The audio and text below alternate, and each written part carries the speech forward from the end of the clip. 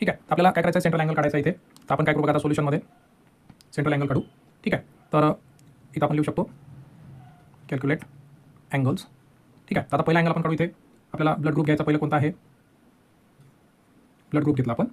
कोणता पण घेऊ शकता तुम्ही. सुरुवातीला आपण ओ घेतला. ठीक आहे. तर याचा फॉर्म्युला काय आहे बघा. 45% म्हटलं आहे.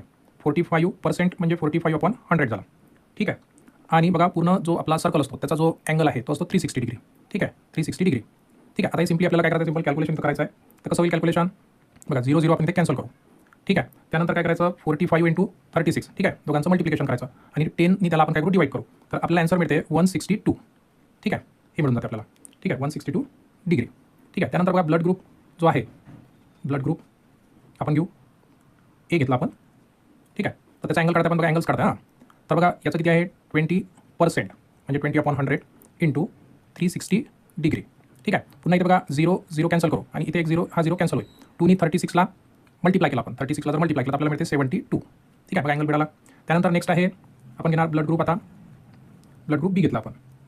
ठीक आहे. तर बी ब्लड ग्रुप असणारे किती पर्सन्स आहेत, 30 डिग्री, सॉरी 30% म्हणजे 30/100 इंटू आपण करणार 360 डिग्री.